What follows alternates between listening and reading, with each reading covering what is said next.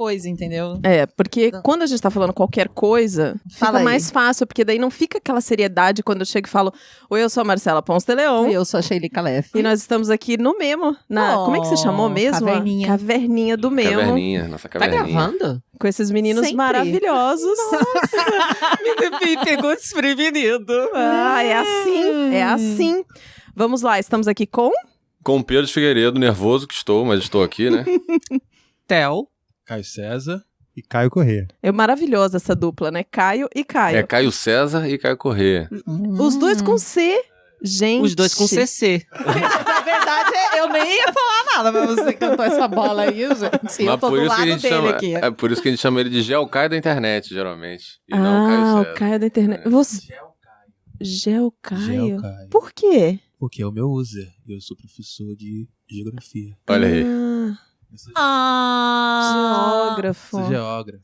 Maravilhoso. E o meu user em todas as redes é Geocaio. E as pessoas na rua me chamam de Geocaio. Ai, que As pessoas bacana. param ele na rua e falam Pronto, assim, agora você que é o todo Geocaio mundo da já internet? sabe. Aí Por que você é famoso na internet? No É, Twitter. sim, é. Eu te sigo no Twitter. Que maravilhoso. Que maravilhoso, é verdade. verdade. Que legal. Sigam ele, Ai, vale meu a pena. Deus, a Marcela, quando encontra um ídolo, gente, e ela é fã de um monte de gente, eu vou com ela nos eventos, ela fala, ai, meu Deus, aquela pessoa, eu adoro aquela pessoa, e aí ela fica vermelha e fala, meu Deus, eu adoro aquela pessoa. Mas eu nunca falo com a pessoa. Não, ela tem vergonha, gente, vocês acreditam? Aqui, ó, que é só a voz, vocês acham aqui que Marcela faz Não, na mas a vida gente não real. tá aqui pra falar de mim. A gente tá Não, aqui não pro tá. Theo contar Ah, viu? como é que manda a história pro Baseado em Fatos Reais. Então, para mandar a história baseada em fatos reais, você pode enviar por e-mail. O e-mail é bfsurreais@gmail.com. isso, e você pode enviar texto, você pode enviar áudio. A gente vai, inclusive, vai adorar receber áudio. Marcela mesmo pira com áudio. Então, se quiser, pode enviar áudio. Pode enviar sua arte, desenho, faz quadrinho, enfim, vem que vem. Sempre muito tranquila, porque aqui a gente conta de maneira anônima a sua história. Vamos pro caso da semana. Baseado em fatos surreais. Histórias de mulheres como nós, compartilhadas com empatia, intimidade e leveza. Onde o assunto é a vida e o detalhe, o surreal. Bom, essa história já tem um tempinho, assim, tem, sei lá, uns 5, 6 anos, talvez. Eu tinha 19 anos e foi quando eu perdi minha virgindade, assim. Eu sou de uma família muito conservadora, então eu tinha 19 anos, minhas amigas já estavam todas transando por aí e eu tava me sentindo super atrasada, né? Tinha entrado na faculdade, recém entrando na faculdade e tal, e tava me sentindo muito atrasada nesse sentido, assim. Todas as minhas amigas estavam transando e eu ainda tava na espera.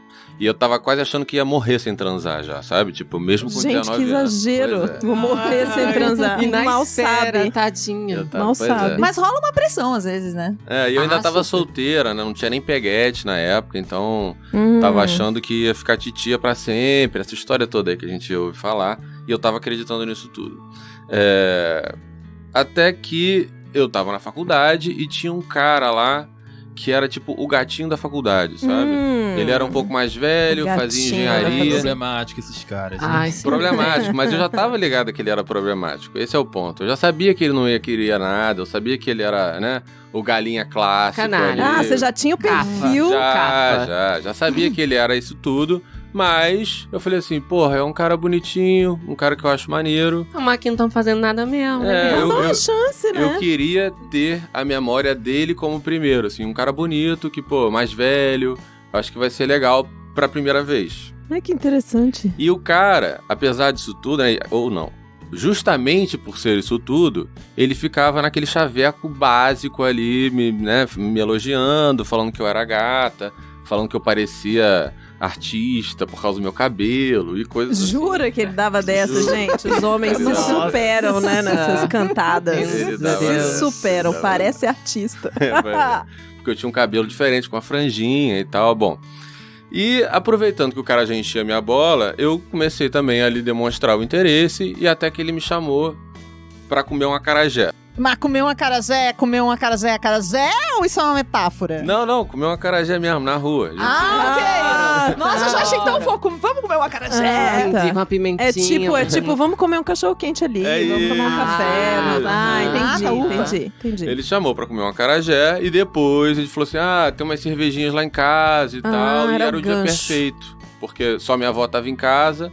E eu falei assim, vou sair com o gatinho pra comer um acarajé e só vou falar pra minha avó que vou comer um acarajé. Então, beleza. Vó, Não tô mentindo. tô indo comer um acarajé. Foi isso que eu falei pra minha Bem avó. comum na Bahia, né? Então... O que eu pensei? Tá tudo vou bem. comer um acarajé, vou pra casa do cara, a gente faz o que tem que fazer, até meia-noite tô de volta. E aí, vida seguiu. Programada essa, né? E ele, né, chegou lá no momento do acarajé, ele todo carinhoso. O momento do acarajé. Não, peraí, que agora eu fiquei confusa. Não. Vocês já estavam na casa dele? Não. Ah, a gente não. comendo acarajé na rua ainda ali, né? A gente trocando ideia, ele tava sendo super carinhoso, super atencioso, aparentemente, né? E aí, quando a gente foi pra casa dele, começou a rolar uma cervejinha, ele já botou a música, criou todo o clima. Só que, cara, eu tinha 19 anos, nem bebia direito. E aí comecei a tomar uma cerveja dessas mais diferentes que ele tinha lá. Errou na dose. Fui ficando doidona. Quando eu vi, cara, eu nem tava mais ligada no tempo, eu já tava alucinada. E a coisa começou a rolar, assim. Só que eu caí no erro de falar pro cara que eu já tinha transado outras vezes. Eu não falei que eu era virgem. E o cara, depois desse momento inicial ali do acarajé, que ele tava, né, carinhoso e tudo mais, ele se revelou já uma outra pessoa, assim. Mas já você tava com vergonha? Por que você falou? Por que você não falou? Acho que quis dar uma de, né, já tinha 19 anos, lembrando Você que eu achou tava que achando ele que eu ia poderia morrer te virgem. julgar e tal, né? Não, entendo. Preferi já falar que já tava Imagina, ela tá saindo iniciado. com o cara Comedor. pegadorzinho da faculdade, ali bonitinho, vai falar pra ele que é virgem. Eu tinha um monte de receio, né? E eu era, pelo que eu sei, eu era a única virgem do meu grupo de amigas, então tinha uma pressão aí Sim. que eu acabei mentindo. Ou é a mentira delas também, né? Ou a mentira delas, né? Que é uma coisa comum também, né? Mas aí já não dá pra saber. Mas bom, e aí ele nessa fase inicial do carinho, do acarajé e tudo mais, quando a gente chegou na casa dele, ele já começou a demonstrar um outro tipo de cara, assim, um cara um pouco mais grosseiro, que não queria saber nada de preliminar, já queria saber de meteção. Só que eu era virgem, apesar dele não estar sabendo disso, eu era virgem e nem estava lubrificada direito. Então, quando a gente começou a transar, eu comecei a sangrar muito, assim. E esse cara, ele nem ligou. Ele continuou transando e tal, e no meio da transa, ele fez uma coisa que eu acho que é muito comum de homem, né, fazer, que é pedir pra tirar a camisinha porque tava incomodando. E aí ele tirou a camisinha e assim foi durante toda a noite, assim, transamos, E você eu não sangrando, falou nada, nem sem no camisinha, começo. eu não falei nada e ficou nessa, assim, a gente ficou assim, e depois com aquele sangue todo, ele me embrulhou ali no lençol e dormiu de conchinha comigo, assim, eu não entendi uma porra do que era isso que ele tava querendo, mas foi assim que foi, dormimos, e aí quando eu acordo, enquanto isso, né, enquanto eu estava lá com ele, minha família tava achando que eu ia voltar até meia-noite, porque eu só tinha avisado a minha avó que teria comido um acarajé. Você só falou pra ela que você ia comer um acarajé com gatinho. Pois é, então assim, eu dormi na casa do cara, não tinha perdido completamente a hora, e aí, cara, quando eu fui ver, meu nome já tava na polícia, minha mãe já tinha desmaiado porque eu tinha desaparecido, meu nome tava nas redes sociais como desaparecida e tal. Eu tinha acabado de perder a virgindade. Eu tinha acabado de perder a virgindade. Minha família louca, eu voltei pra casa, foi aquela confusão danada. E ainda fiquei super paranoica, porque a gente tinha transado sem camisinha. Lógico, com razão, né? E aí comecei a tomar pílula, essas coisas pra não ter gravidez indesejada, essas coisas assim. E fiquei nessa paranoia durante semanas, né? Até menstruar de novo. Eu fiquei doida, achando que qualquer coisa podia acontecer comigo e tal.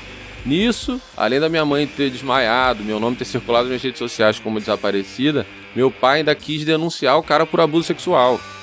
Você contou tudo que tinha rolado. Contei que a gente teve a noite ali, né? E aí contei a situação pro meu pai, e meu pai ficou revoltadaço, queria fazer o escarcéu e acabou denunciando o cara por abuso sexual.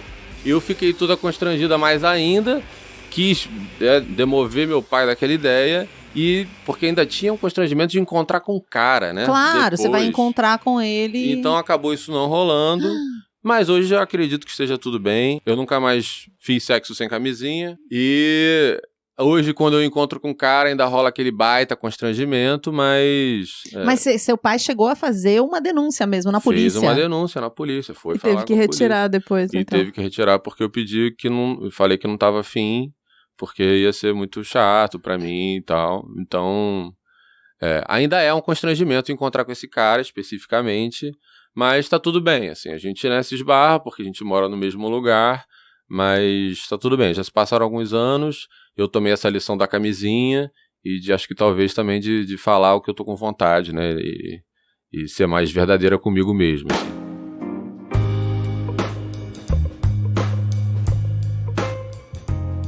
E o pai tava coberto de razão, porque se ele tirou a camisinha e ela não consentiu, e ali no caso, pelo que a gente entendeu, né, da história, ela não consentiu, ela meio que ficou atônita porque ela tava com dor, porque tava tudo acontecendo de um jeito que ela não tava É a esperando. primeira vez, né? Nossa.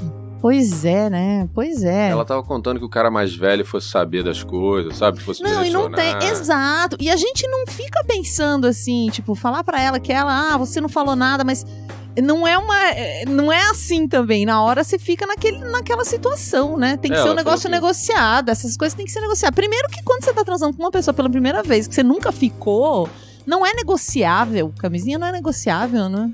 Sim, não, ela falou que já tava muito bêbada, né? Que perdeu a noção do tempo. Eu acho que o cara poderia também ter essa noção, né? De, pô, acho que exageramos aqui, não precisamos dar esse próximo passo, sei lá. É uma coisa que a gente tem buscado, né? De ganhar um pouco dessa consciência de, tipo, se a pessoa tá num momento de fragilidade como esse, e tá sangrando, né? Tá tudo dando errado, ela tá sentindo dor, provavelmente, por mais que ela estivesse fazendo pose de que não estava com dor, Não tem como esconder, não né? tem como, né, cara? Pelo amor de Deus. Vocês percebem, né, rapaziada? E não, e o que eu achei bizarro foi o cara deu uma embrulhada nela com um lençol e dormiu de conchinha. O que esse cara queria, né? Sei lá, eu não consigo nem entender a cabeça desse ser humano, pra ser sincero, assim, com essa embrulhada no lençol e depois dormir de conchinha na sequência de um sexo que tava tudo sangrando, sabe? Muito louco. É surreal, né? Como vocês falam aí, né? É baseado em fatos surreais, né? É surreal, surreal. E essa experiência de primeira vez, assim, é um negócio muito, muito marcante pra gente, né? Eu tive uma experiência que não chegou nesse limite da falta de noção do cara não tá me enxergando no ato ali, naquela coisa, mas ele soltou um comentário, assim, na minha primeira vez e disse que eu era frígida, porque eu fiquei tão... Era uma coisa tão nova e eu não cresci com referência de pornô, assim. A gente tava até conversando sobre isso antes, né? Eu nunca tinha assistido vídeo, eu não tinha nada. E eu tinha 17 anos também, era meu primeiro namorado, sei lá, tinha uns 5, 6 meses que a gente tava namorando. Ele era mais experiente do que eu. E durante a transa eu fiquei meio parada, assim, porque eu não sabia o que fazer. Eu não sabia o que tava acontecendo, sabe? E ele me chamou de frígida. E aquilo ficou na minha cabeça por tanto tempo que eu demorei anos pra perceber que eu não era. Era aquela relação que tava errada, foi aquela condução que não foi boa. E eu acreditei no que ele falou pra mim na minha primeira vez. Tipo, eu acreditei que eu era frígida e que eu não gostava de sexo. E isso marcou várias experiências, assim. Enquanto você não interessou a sua pré-criação sexual, vamos dizer, baseada no pornô, eu acredito que 99,9% dos homens têm sua criação sexual 100% baseada em pornô e vai pela primeira vez querendo suprir a sua expectativa dentro de um ator pornô mega fudedor da vida E o pornô geralmente não tem prazer pra mulher nenhum, né? Pornô, E que espera uma performance da mulher também, né? Que ele viu ali nos vídeo filmes. pornô. É. O vídeo pornô não é necessariamente um sexo bom. Pra nenhum dos dois, na verdade. Sim. Inclusive esse veterano aqui que fez, né, o personagem da história aqui, provavelmente foi criado assistindo filme pornô e tava ali na meteção frenética sem nem pensar em nada da outra pessoa que tá se relacionando com ele, né? Porque ele tá ali performando. Pensar em prazer, Um não é? papel, O pensamento né? não é prazer. Na verdade, sim, sendo muito sincero, os homens, quando vão ter essas relações sexuais baseadas em filmes pornô, você tá preocupado com a performance baseada no que você tá vendo, você não tá sentindo muito prazer, não. E tem umas Eu fui- coisas, né? Eu fui entender o prazer no sexo depois, fazendo outros tipos de sexo que muito diferentes dos do filme pornô. Uhum. Nossa, eu já tive uns ataques de riso, assim, sabe? Teve um cara que eu saía que ele olhou pra mim e falou assim que o ideal dele, assim, né? A fantasia dele era uma mulher nua de salto na cama. Eu falei, eu falei, não, porque qual é o conforto de você... De salto já é chato, mas de salto numa cama... Mano, como? Então, é assim, é um filme pornô. Eu olhei, assim, a pornografia rodando o filme pornográfico na cabeça dele. Eu falei, cara, não, amigo, não dá, entendeu? Eu vou estar junto nesse negócio, não é possível. É uma pena, mas acho que basicamente todos nós já passamos por um momento como esse do seu amigo aí, sabe? Putz, grilo, né? Imaginar uma cena e qualquer E querer essas coisas. Tem um tema muito interessante que eu gostei nessa história, é esse tema da virgindade, né? Que é algo do qual a gente precisa se livrar, né? Dessa aura, dessa coisa... de relacionar a virgindade com a penetração, porque aí a gente faz uma coisa super falocêntrica, como se a penetração definisse o seu início na sexualidade, e geralmente é antes e geralmente é melhor, né? Quando a gente ressignifica isso, tem um trabalho muito legal da Prazerella, que até a Mari já participou aqui com a gente, no Baseado em Fatos Surreais, que mostra, ressignifica isso, né? Se eu for olhar a minha primeira vez de penetração, a primeira vez que eu tive sexo com penetração, foi muito estranho, porque doeu, porque isso, porque aquilo. Mas eu já tinha gozado com um namorado meu, a gente já tinha tido várias interações sexuais maravilhosas, lindas, incríveis, né? Que não tem que reduzir a esse momento que muitas vezes é traumatizante. Eu acho que pra quase todas as mulheres é um pouco traumatizante. Na história ela até fala assim, ele nem quis preliminar, fui direto, né, pra meteção. Que é isso, né? A gente nem chama mais de preliminar, né? Isso já faz parte do sexo, né? Lógico. O sexo oral, beijo na boca. Preliminar. Exato. É tirar o óculos, é pedir a pizza, né? Porque aí a gente chega numa coisa de que eu acho que a pesquisa é que 16% das mulheres heterossexuais têm prazer durante o sexo contra 92% das mulheres lésbicas. E não tem um caralho ali pra determinar isso, né? Então, o que tá acontecendo? O que é sexo, o que não é? Mas a gente continua incutindo nas meninas jovens e fica essa pressão. Tem o tal do BV, que é a boca virgem, né? Tipo, enquanto você não beija na boca, parece que você não faz parte do grupo. Aí depois, se você não transou, você não faz parte do grupo. E há uma pressão, sim, nas mulheres. 19 anos achando que ia morrer virgem. Imagina! Há uma pressão, a gente precisa parar com isso, né? Heroína, muito obrigada por ter mandado essa história pra gente. Fica tranquila. Fique tranquilo. Foi uma honra ler a sua história, Heroína. Muito obrigado mesmo. É sempre uma honra quando vocês mandam as histórias pra gente. A gente fica muito feliz. Eu tento responder todos os e-mails agradecendo essa confiança de vocês contarem. Muito bom você dizer isso, que nem sempre a gente consegue contar todas, né, Mar? Exato. Não dá pra gente contar todas as histórias que a gente recebe no Baseado em Fatos Reais. Então, às vezes, acontece da gente passar uma bola. Não é porque a gente não queira contar. Inclusive, se vocês quiserem que tenha mais episódios do Baseado em Fatos Reais, né? Apoia a gente pra gente conseguir fazer mais episódio. Vai lá no apoia.se/BF Surreais e você pode contribuir, ficar pertinho da gente pra gente conseguir fazer mais episódios. Porque realmente, né, é que a gente recebeu um recadinho chateado. Não fica chateada, Heroína, por favor, não chateia com nós não. Nós faz nosso melhor. Sim. E se vocês quiserem continuar pertinho desse projeto incrível que é o Memo, e que esteve aqui com a gente nesses 4 episódios especiais, acompanha no podcast do Memo, que tá nas plataformas todas de streaming aí, do Spotify ao Deezer. Tem o nosso site, que é o memo.com.br. Tem o nosso Instagram também, que é o projeto.memo. É isso, né? @projeto.memo. Lembrando que Memo é homem ao contrário, né? Pra facilitar aí o jeito de escrever, tudo. Você bota um homem de trás pra frente, que vai ter Memo. Obrigada, Pedro. Outra lembrança importante é que o Memo é um negócio social que cria espaço de reflexão para que nós, homens, possamos mesmo refletir sobre quem nós somos, como nós agimos com nós mesmos, com o outro, com a sociedade. E a partir disso, promover a equidade de gênero. E a gente faz isso criando esses grupos reflexivos, com o podcast, com o nosso conteúdo e também levando essa nova realidade, essa urgente realidade para dentro do corporativo através de serviços. Então, chama nós que nós vai. Maravilhoso. Isso, os eventos são presenciais, né? Você falou os grupos reflexivos, acho que não ficou claro, tem evento presencial para quem quiser participar. Show. Obrigada, Caio e Caio. Querem dar um tchau? Tchau. Muito obrigado, tia. Muito obrigado pelo convite. Foi um prazer, uma experiência muito incrível, assim, ler histórias de mulheres. Enquanto homem, é bem difícil pra gente ler, né? E se colocar, mas obviamente muito menos difícil do que passar por essas histórias. Então, pra gente é muito importante pra nossa caminhada também com o Memo, de pensar como a nossa vida é muito diferente da vida do outro, do que o outro passa e tudo mais. Uma coisa muito louca, se vocês me permitem, é que eu fico me colocando muito no papel do cara babaca, sabe? Ah, é? Rola, né? É isso, né? Tipo, criação do filme pornô, essa coisa da meteção, de querer transar logo, montar um climinha com cerveja. Eu reproduzi muito disso, né? Por muitas vezes, assim. Então, pra gente rola esse desafio de se reconhecer no cara babaca da história e tentar não reproduzir mais isso a partir desse relato, né? Que veio mostrando esse outro lado da versão, né? Quantas vezes eu provavelmente não criei uma sensação ruim na pessoa que estava se relacionando comigo por fazer alguma babaquice dessa que esse cara fez com essa heroína aqui da história, sabe? Então, acho que pra mim, pessoalmente, fica essa lição, né?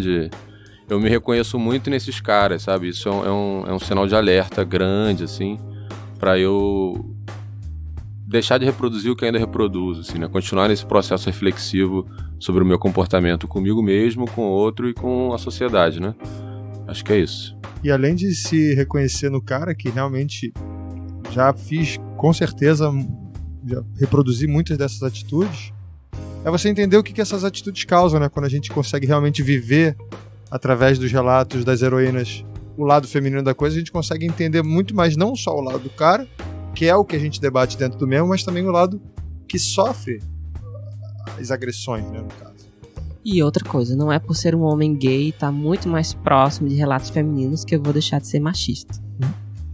Sou também. E de olho constante, me policiando e ouvindo mulheres e estando com outros homens também para discutir e nós observarmos, nos policiarmos, conferirmos como podemos melhorar enquanto pessoas e melhorar nossas relações. A gente tá aqui para isso. Esse é o momento, isso é urgente.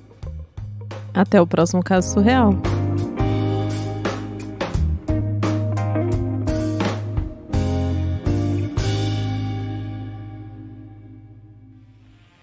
Este episódio foi editado por Nicole Galtério.